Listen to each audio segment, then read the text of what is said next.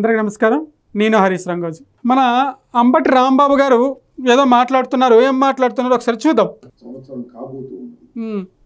ఈ సంవత్సర కాలంలో చంద్రబాబు నాయుడు గారు ఇచ్చినటువంటి ఏ వాగ్దానాన్ని నెరవేర్చకపోగా, ఒక మంచి పరిపాలన అందించకపోగా వైఎస్ఆర్ కాంగ్రెస్ పార్టీని కక్ష సాధింపు చర్యలతో ఇప్పుడున్నటువంటి కూటమి ప్రభుత్వం సంవత్సర కాలం అవుతుంది అధికారంలోకి వచ్చి, ఏం సాధించకపోగా వైఎస్ఆర్సీపీ పార్టీ పైన కక్ష సాధింపు అరెస్టులు చేస్తున్నారు, పరిపాలన పక్కన పెట్టి అభివృద్ధి పక్కన పెట్టని రాంబాబు గారు మాట్లాడుతున్నారు అంబటి. అయితే జనరల్గా ప్రజలు ఒక ప్రశ్న లేవనెత్తుతున్నారు. అది ఏంటి అంటే, సరే ఇప్పుడు వచ్చినటువంటి కూటమి ప్రభుత్వం సంవత్సరం అయిందో, 2 సంవత్సరాలు అయిందో, 3 నెలలు అయిందో, నెల అయిందో, 10 నెలలు అయిందో పక్కన పెట్టండి. ఏం చేసిందో చేయలేదో పక్కన పెట్టండి. గతంలో తమరే కదా అధికారంలో ఉంది, గతంలో తమ ప్రభుత్వమే కదా అధికారంలో ఉంది, గతంలో మీరే కదా అధికారంలో ఉన్నారు, మీరు ఏం చేశారు? సరే ఇప్పుడు వీళ్ళు చేయలేదు అంటున్నారు, ఓకే, మీరు చేసింది ఏంటో. సరే వీళ్ళు ఇప్పుడు చేయలేదు, మేము ఇది చేసాం, ఇది చేయడం వల్ల ప్రజలకి లాభం చేకూర్చింది, ఇది చేయలేదు ప్రజలు చాలా నష్టపోతున్నారు ఇప్పుడు ఉన్నటువంటి కూటమి ప్రభుత్వం వల్ల అని చెప్పేసి చెప్పాలి కదా అని ప్రజలు అడుగుతున్నారు. జనరల్గా గత 5 సంవత్సరాలు ఇష్టానుసారంగా దోచుకున్నారు, గత 5 సంవత్సరాలు ఇష్టానుసారంగా దాచుకున్నారు, గత 5 సంవత్సరాలు ఇష్టానుసారంగా ప్రవర్తించారు, గత 5 సంవత్సరాలు ఇష్టానుసారంగా బూతులు తిట్టారు, గత 5 సంవత్సరాలు ఇష్టానుసారంగా చెలరేగిపోయారే. ఇప్పుడు వచ్చే ప్రభుత్వం ఏం చేయలేదు, ఇప్పుడు వచ్చే ప్రభుత్వం ఏం చేయలేదంటే వచ్చే కంపెనీలు ఏం చేయాలి, లేకపోతే వచ్చే అమరావతి రాజధాని దాదాపు 50-60% అయిందని నిన్న ఎక్కడో చదివాను, అదేమే పోవాలి. ఇప్పుడున్నటువంటి నిరుద్యోగులకి ఉద్యోగ అవకాశాలు కల్పించే దిశగా ప్రభుత్వం అడుగులేస్తుంది, అదేమైపోవాలి అని ప్రజలు అడుగుతున్నారు. దీనితో పాటు వాటికి కూడా సమాధానం చెప్పాల్సిన బాధ్యత అంబటి రాంబాబు గారి పైన ఉన్నదని ప్రజలు అడుగుతున్నారు. వైఎస్ఆర్ కాంగ్రెస్ పార్టీని ఏదో చేయాలని తాపత్రయపడతా ఉన్నాడు. జనరల్గా కూటమి ప్రభుత్వం వైఎస్ఆర్సీపీ పార్టీని ఏమీ చేయాల్సిన అవసరం లేదు ఫస్ట్ ఆఫ్ ఆల్. ఎందుకంటే అంత అవసరం కూడా కూటమి ప్రభుత్వానికి లేదు కూడా. ఎందుకు లేదు అంటే కూటమి ప్రభుత్వానికి చాలా పెద్ద టాస్కులు ఉన్నాయి. వైఎస్ఆర్సీపీ పార్టీ అధికారంలో ఉండేటప్పుడు టాస్కులు ఏం పెద్ద మ్యాటర్ ఏం లేదు. ఎందుకంటే ప్రజా అవసరాలు కానీ, ప్రభుత్వ అవసరాలు కానీ, నిరుద్యోగ అవసరాలు కానీ, ఇంకేమైనా దానిపైన గత హయాంలో వైఎస్ఆర్సీపీ పార్టీ దృష్టి పెట్టలేదు. ఇప్పుడున్నటువంటి కూటమి ప్రభుత్వం focus on the AP development, only రాజధాని ఏపీని డెవలప్మెంట్ చేయాలి, చాలా అంశాలపైన కూటమి ప్రభుత్వం దృష్టి పెట్టింది. కాబట్టి వైఎస్ఆర్సీపీ పార్టీ పైన దృష్టి పెట్టాల్సిన టైం కానీ అవసరం కానీ లేదు. అయితే మరి వైఎస్ఆర్సీపీ పార్టీని ఎవరు నాశనం చేశారు? వైఎస్ఆర్సీపీ పార్టీ పైన ఎవరు బురద జల్లుతున్నారు? వైఎస్ఆర్సీపీ పార్టీ అలియాస్ జగన్మోహన్ రెడ్డి గారిని ఎవరు కిందకు లాగుతున్నారయ్యా అంటే సోకాల్డ్ వైఎస్ఆర్సీపీ మంత్రులే, సోకాల్డ్ వైఎస్ఆర్సీపీ నాయకులే, సోకాల్డ్ వైఎస్ఆర్సీపీ పార్టీకి సంబంధించినటువంటి కొంతమంది. ఎందుకంటున్నానంటే అంబటి రాంబాబు లాంటి వాళ్ళు కానీ, కొడాలి నాని వాళ్ళు కానీ, వంశీ లాంటి వాళ్ళు కానీ, బోరగడ్డ అనిల్ లాంటి వాళ్ళు కానీ, ఇలా ఈ జనరల్గా ఈ బ్యాచ్ ఏదైతే ఉందో ఈ బ్యాచ్ నాకు ఎప్పటికీ, నేను జగన్మోహన్ రెడ్డి గారిని నేను వ్యతిరేకి కాదు, ముందు చెప్తున్నా. ఈ సోకాల్డ్ ఎవరైతే ఎగస్ట్రాలు మాట్లాడారో, సోకాల్డ్ ఎవరైతే ఎక్కువ చేసి మాట్లాడారో, సోకాల్డ్ ఎవరైతే అధికంగా ప్రవర్తించారో వాళ్ళకి వ్యతిరేకిని. ఎస్, ఎందుకంటే పార్టీని భ్రష్టు పెట్టించి, పార్టీని నామరూపాలు లేకుండా చేసేసి, పార్టీని భూస్థాపితం చేసుకోవడానికి భుజాన కండువా వేసుకుని వైఎస్ఆర్సీపీ పార్టీలో జాయిన్ అయినటువంటి కొంతమంది మంత్రుల వల్ల, కొంతమంది నాయకుల వల్ల, కొంతమంది ఎమ్మెల్యేల వల్ల, కొంతమంది వల్ల వైఎస్ఆర్సీపీ పార్టీ అలియాస్ జగన్మోహన్ రెడ్డి గారు ఈరోజు ఈ స్థాయిలో ఉన్నారు అని చెప్పేసి చాలామంది రాజకీయ నాయకులు, రాజకీయ వర్గాలు మాట్లాడుకొని దాంతోపాటు ప్రజలు కూడా మాట్లాడుకుంటున్నారు. కాదంటే కింద కామెంట్ రూపంలో తెలియజేయండి, నేను దానికి ఎక్స్ప్లెయిన్ కూడా చేస్తాను మీకు ఏ విధంగా తొక్కేశారు పార్టీని కిందకి అని. అయితే ఇంకేం మాట్లాడాడో ఒకసారి చూద్దాం. ముఖ్యంగా చాలా సందర్భాల్లో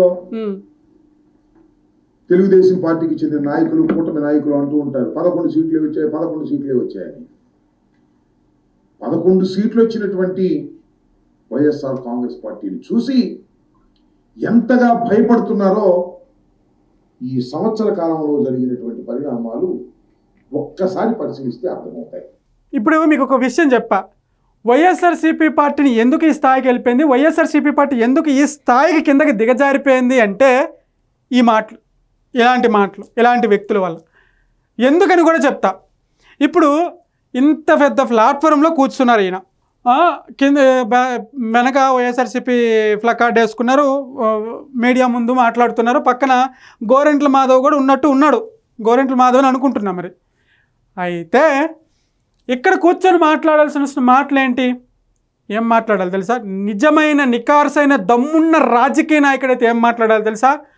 కూటమి ప్రభుత్వం ఇస్తానన్నటువంటి హామీలేవి, కూటమి ప్రభుత్వం చేస్తానన్నటువంటి పనులేవి, నిరుద్యోగాన్ని ఆదుకోవడం ఎంతవరకు వచ్చింది, రాజధాని పనులు ఎంతవరకు వచ్చాయి, అమరావతి రాజధాని పనులు ఎంతవరకు వచ్చాయి, పోలవరం ప్రాజెక్టు పనులు ఎంతవరకు వచ్చాయి, ప్రజలు ఎంత సంతోషంగా ఉన్నారు, ప్రజలు ఏమి ఇబ్బందులు పడుతున్నారు, ప్రభుత్వం ఏం చేస్తుంది, ఇలాంటి అంశాలపైన ఇక్కడ ఈ స్థాయి రాజకీయ నాయకుడు కూర్చొని మాట్లాడవలసినటువంటి మాటలు. కానీ అవన్నీ పక్కన పెట్టి అంబటి రాంబాబు గారు మాట్లాడుతుంది ఏంటి తెలుసా? మా పార్టీ పైన కేసులు పెడుతున్నారు, మా పార్టీ పైన కక్ష సాధింపు చర్యలు చేస్తున్నారు, మాకు 11 సీట్లు వచ్చినాయి, మాకు 11 సీట్లు వచ్చినప్పటికి కూడా మమ్మల్ని చూసి ఎందుకు భయపడుతున్నారు, ఇది మన రాజకీయ నాయకుడు గారు మాట్లాడుతున్నారు. నేను అంబటి రాంబాబు గారికి సూటిగా ఒకటి అడుగుతున్నాను, సార్ మీరు మీ స్థాయి రాజకీయ నాయకులు ఇలా ఈ పనికిరాని విషయాల కోసం మాట్లాడే స్థాయి మీద ఒక్కసారి మీరు ఆత్మ పరిశీలన చేసుకోవాలి. పోరాడండి, నిలబడండి, ప్రజల్లోకి రండి, ప్రజల ముందు నిలబడండి. మీకు ప్రభుత్వం ఇస్తామన్నటువంటి హామీలు కానీ, మీకు ప్రభుత్వం చేస్తామన్నటువంటి పనులు కానీ జరిగాయా, జరగలేదా? జరిగితే ఎంతవరకు జరిగాయి, జరగకపోతే ఎందుకు జరగలేదు, అవి ప్రభుత్వం దృష్టికి తీసుకెళ్ళండి, అవసరమైతే ప్రభుత్వంతో పోట్లాడండి. అది దమ్మున్న నికార్సైన నాయకుడి యొక్క లక్షణం. అది పక్కన పెట్టి మా 11 సీట్లు చూసి మా వైఎస్ఆర్సీపీ పార్టీకి 11 సీట్లు వచ్చినప్పటికీ మమ్మల్ని చూసి ఎందుకు భయపడుతున్నారు? మిమ్మల్ని చూసి ఎవరూ భయపడట్లేదు అంబటి రాంబాబు గారు, పార్టీని చూసి ఎవరు భయపడట్లేదు.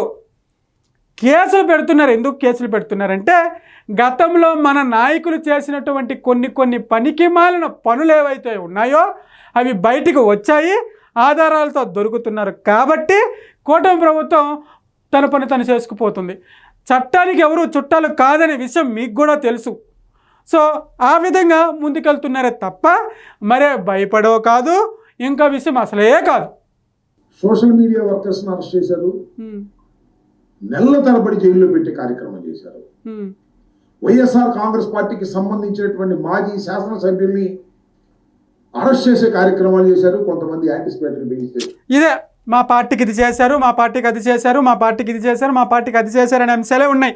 ఈ వీడియో మొత్తం మీకు మొత్తం ఉన్నాయి, బోర్ కొడుతుంది. సింపుల్గా నేను లాజిక్ సింపుల్గా చెప్పేస్తా. అంబటి రాంబాబు గారికి అండ్ వైఎస్ఆర్సీపీ పార్టీ నాయకులకి అన్నిటితో కలిపి జగన్మోహన్ రెడ్డి గారికి నేను చెప్పాల్సినటువంటి చివరి పాయింట్ ఏంటయ్యా అంటే, జగన్మోహన్ రెడ్డి గారు ఇలాంటివి పక్కన పెట్టి ఫస్ట్ ప్రజల్లో నిలబడాలి. స్టార్టింగ్లో పార్టీ పెట్టి మొదటి రోజుల్లో జగన్మోహన్ రెడ్డి గారే జగన్మోహన్ రెడ్డి గారు ఎలా ఉన్నారో అలా నిలబడి ఈరోజు ప్రజల దగ్గరికి వెళ్తే మళ్ళీ పార్టీ నిలబడుతుంది 100%. లేదు అంటే ఇదే 11 సీట్లు కాస్త నెక్స్ట్ హయాంకి నెక్స్ట్ ఎలక్షన్కి అవి కూడా రావు. ఎందుకంటే ఇలా మాట్లాడి ప్రజల్లో ఉన్న ఆ విశ్వాసం కూడా కోల్పోతున్నారు. నాయకులపైన ఎలాంటి విశ్వాసం లేదు. వైఎస్ఆర్సీపీ పార్టీ నాయకులపైన ప్రజలకు పూర్తిగా విశ్వాసం లేదు. మనం ఎంత సొంత డబ్బా కొట్టుకున్నా ఇది వాస్తవం. జగన్మోహన్ రెడ్డి గారికి చాలామంది అభిమానులు ఉన్నారు, అది ఎవరన్నా కాదన్నా ఇది వాస్తవం. వైఎస్ రాజశేఖర రెడ్డి గారికి చాలామంది అభిమానులు ఉన్నారు, ప్రాణాలు ఇచ్చే అభిమానులు ఉన్నారు, ఇది అవునన్నా కాదన్నా వాస్తవం. ఇలాంటి వాళ్ళు మాట్లాడడం వల్ల ఇలా జనరల్గా ఇంత పెద్ద స్థాయి నాయకులు ఇలా మాట్లాడడం వల్ల జగన్మోహన్ రెడ్డి గారి పైన ఉన్నటువంటి నమ్మకం కూడా ప్రజలు కోల్పోతారు. ఎందుకంటే ఇష్టానుసారం పార్టీలో కూర్చొని ఇలా మాట్లాడుతుంటే జగన్మోహన్ రెడ్డి గారు ఎందుకు ఆపట్లేదు, ఇది అవసరం లేదు, అక్కడ మనకు మాట్లాడాల్సిన అవసరమే లేదు. ఏం చేస్తున్నారు, ఏం చేశారు, ఎట్లా చేస్తున్నారు, ఎట్లా చేయట్లేదు, ఎందుకు చేయట్లేదు, ఎప్పుడు చేస్తారు అనే అంశాలపైన మీరు కూర్చొని మాట్లాడితే చాలా బాగుండేది. సో ఇలాంటి మాట్లాడడం వల్ల జగన్మోహన్ రెడ్డి గారి పైన ఉన్నటువంటి ఆ కొంత విశ్వాసమైన జగన్మోహన్ రెడ్డి గారి పైన కానీ పార్టీ పైన కానీ ఉన్నటువంటి ఆ కొంత విశ్వాసం కూడా ప్రజలు కోల్పోతారు. ఇది మీకు అర్థమైతే ఓకే, అర్థం అవ్వకపోతే దానికి నేనేం చేయలేను. ఇది చాలా పాజిటివ్గా చెప్పాను, పాజిటివ్గా తీసుకున్నారా, మీకు లేదంటే మీకు అర్థం, దానికి నేనేం చేయలేను.